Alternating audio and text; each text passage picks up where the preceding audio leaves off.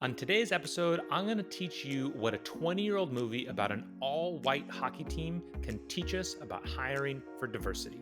If this is your first time on the channel, my name is Matt Gjertsen. I'm a former Air Force instructor pilot, former head of training and development at SpaceX, and now I run a company called Better Everyday Studios, which helps improve organizations by creating better managers. So, I used to work for Elon Musk, right? I worked at SpaceX. And Elon Musk has been talking a lot about diversity, at least in the past couple months, even intoning that he believed hiring for diversity might be costing lives, right? And he was using examples of places like Boeing, where they've clearly been having some struggles recently, saying that, if you are hiring for diversity, if you're not focusing on, what matters, then chances are you're going to bring in people who aren't as qualified.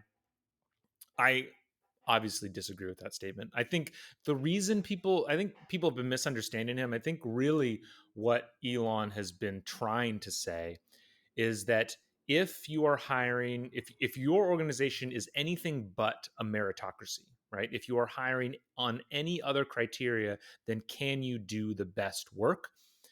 Then by definition, you're lowering the standard of hiring and you're going to have poor results. I think he's using the wrong measurement, essentially. And the reason why I think this actually comes a lot from the book or from the movie Miracle. This is the movie that came out in 2004 about the 1980 US Olympic hockey team. Yes, I completely know the irony of using a movie about, a movie that's entirely about white people to tell you why we need to hire more diverse people more in our organizations. But stick with me, okay? So there's this great scene in the movie. I have no idea if this actually happened in the real world, but it happened in the movie. So I'm going to quote it, and it's going to be amazing. In the movie, Herb Brooks, the coach, is watching all the players. Right? They have this big. They have this big session where they bring in all the best hockey players all throughout the country. These are college players and everything, and they're playing out on the ice and they're trying out to make the U.S. Olympic team. And the plan had been for this to go on for several days as they slowly wean down to the number of players that they need. And halfway through the first day, Herb Brooks turns to his assistant coach and gives him a list of names. And the assistant coach is like, "Is this it? What do you mean? These are the players? Like, we just started. How could you know the players?" And he specifically says, "You're missing some of the best players." He's looking at the list and he knows who's here. And he said, what are you doing? You're missing some of the best players. And Herb Brooks turns to him and says, "I'm not looking for the best players, Craig. I'm looking for the right ones."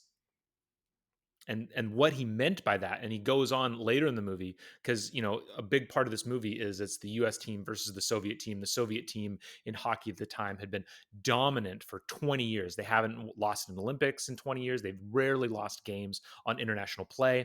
And there's this great other scene where he says, all-star teams win by relying solely on the talent of the individual, whereas the Soviets win by using that talent in a system that is designed for the betterment of the team.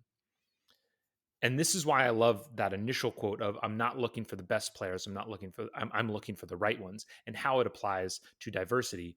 Because a company or a team is not just about adding up the individual talents of all the people on that team. That's not how it works, right? Something else happens depending on who is in that team to give you the skill level of the team as a whole. It's not just one person plus the next person plus the next person. There's something else. As a manager, it's obviously not your job to be the best performer. It's not your job to hire the best performers. It's your job to create the best team. Okay? And very often that might mean hiring not always the best people. And let me illustrate this with a really simple example, because it can seem, I don't want to get confused. Let's say you're trying to hire someone for your team, and there are only two criteria that exist in the universe. Like, we're making a fake universe here. There's two criteria. There is GPA and gender. That's it. right? Those are the only things that exist. You already have a team of all men, right? You have 6 men on your team. You're looking at 2 candidates, 1 man, 1 woman. The man has a GPA of 3.8. The woman has a GPA of 3.6. I believe the more qualified person for that situation is the woman, because of not just like the diversity they would bring of some like high idea that we're just seeking it because it's because of the diversity of ideas, the diversity of thought, the different take that they are going to bring into every single situation. Because if you are creating your product or solving your problems or doing whatever from one point of view and only one point of view, I guarantee you your product, your solutions are not going to be as good. They're not going to be as effective. They're not going to be as popular, right? So don't even think about, diversity as a right or a wrong thing.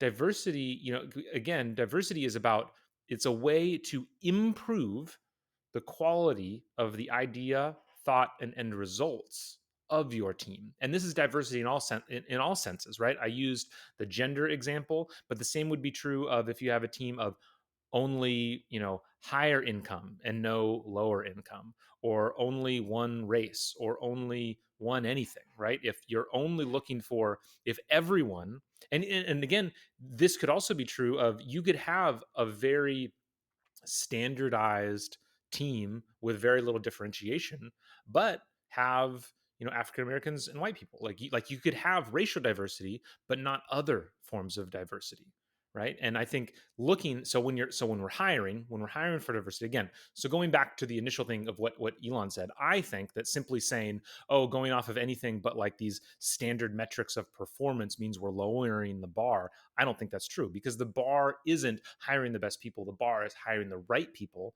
to make the best team. Okay. And then how do we make the best team?